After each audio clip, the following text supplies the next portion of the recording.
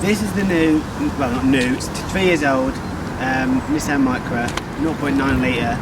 It's the Techno model, so it's got sat nav, it's got cruise control, it's got lane assist, it's got stop start, Bluetooth, DAB radio plus FM and AM, and I'm here to test it for you. Let's get into the interior. As you can see, we're now in the car, and the interior is superb. These seats are really, really nice. They've got like a two-tone effect, because the cream colour goes for the colour of the car on the outside, so the colour of the car is creamy white. And you got that.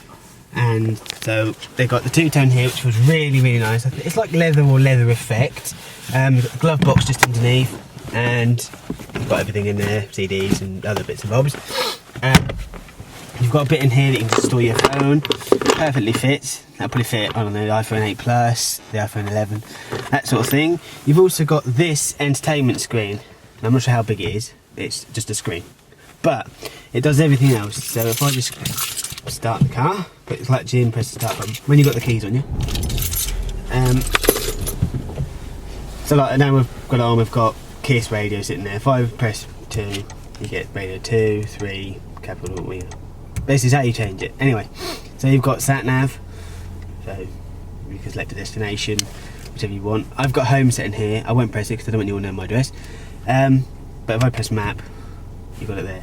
It also, if I've got a route set, I can have it appear in here. Let's get rid of that. So if I go here, at the minute it'll be a compass.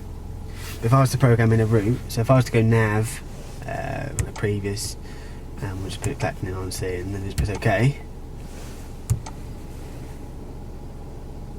It should then appear over here. The route has been calculated. So you've got that there. You've got, so let me just cancel that a minute. So nav, cancel. And then just go radio again. Right, we've got that bit. So that is really good. I like that. We've also got, like I said, good space down here. You've got 3 cup holders here. You've got one there, one there, and one there. I'd prefer there to be 2 at the back, but you know, you can't win a piece of all.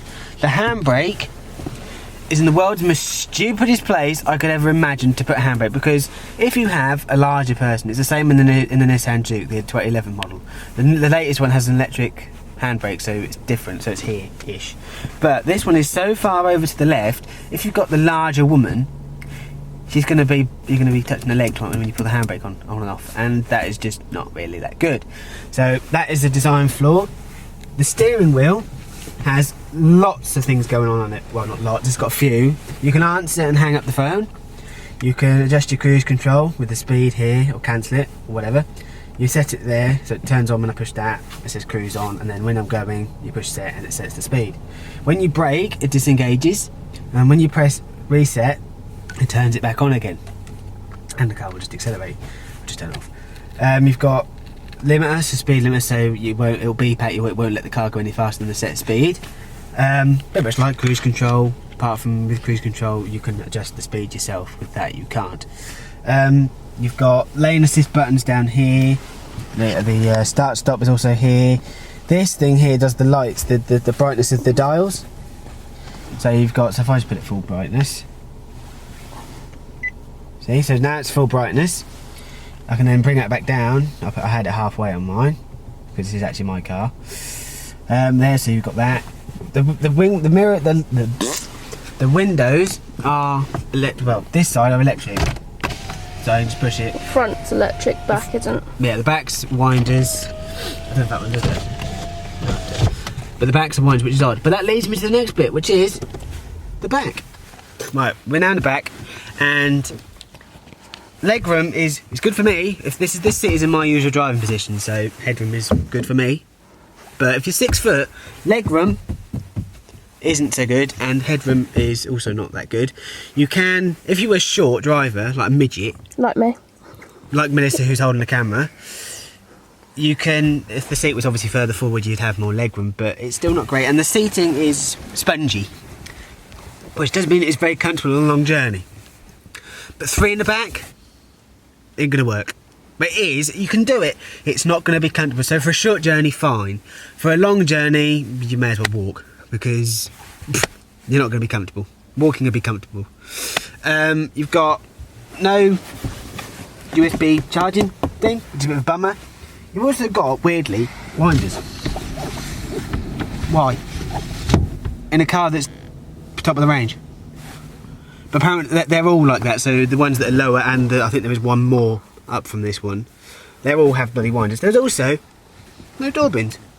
So if you've got a drink, you can't put it anywhere, you have to keep hold of it. I mean, you could put it in here, but that's going to dig into the driver's back.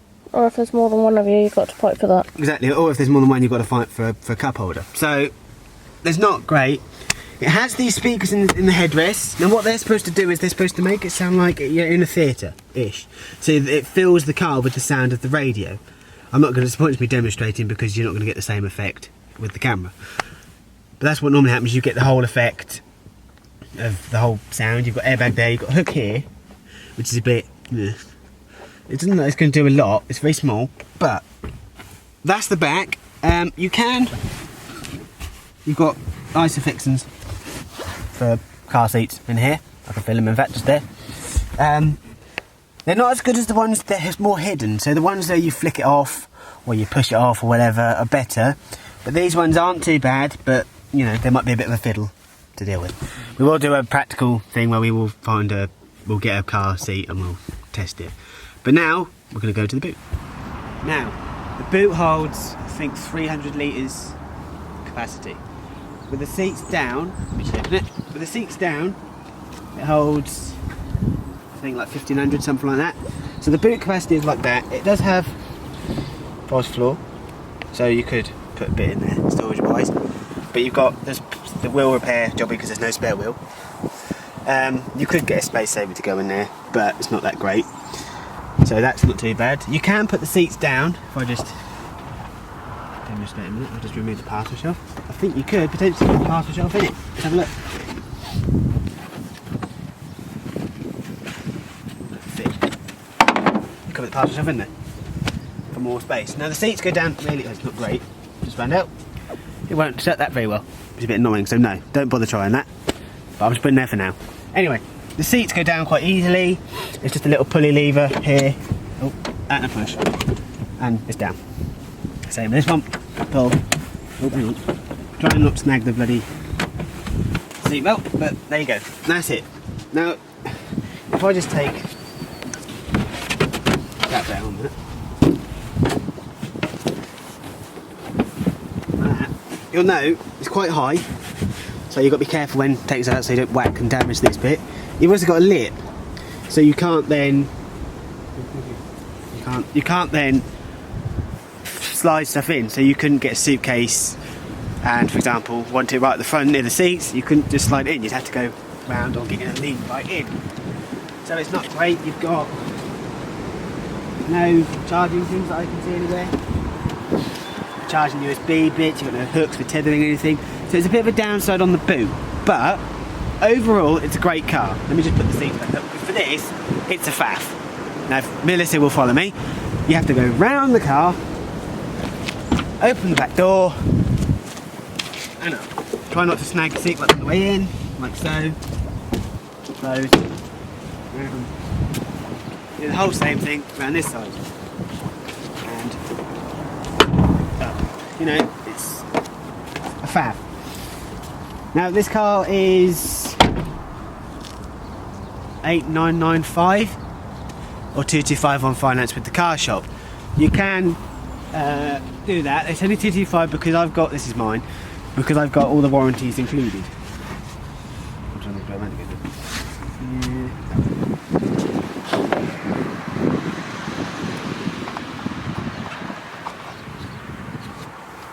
Just tether this back up.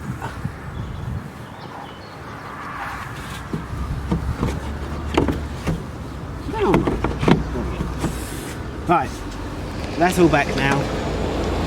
Overall, let us know what you think of this video because we want to improve and do some more car road tests. We have a Nissan Duke coming up that we may do today, the same day, or we'll do it another day. It depends how we're feeling. Overall, the Nissan Micra gets good. It's got not too bad practicality. You can fit quite a lot in it. It's easy to manoeuvre, it's easy to park, it's got reversing cameras, all this lot. It's not, like I say, 8,995 from the car shop. Go and have a look, check it out because I think it's worth the buy. There you go. Oh, I'm filming. Right, we're now taking this car for a drive. It's very clever how it works in that it will smooth out bumps on the road because the suspension's self-leveling. It, like I said earlier, has cruise control, so it makes life easy. It handles really well and it's quiet. So if I just accelerate a bit more.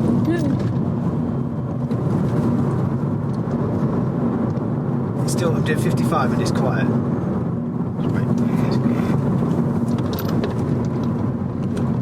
You see, so it's quiet, so it's not gonna. You can talk at a sensible volume while driving it.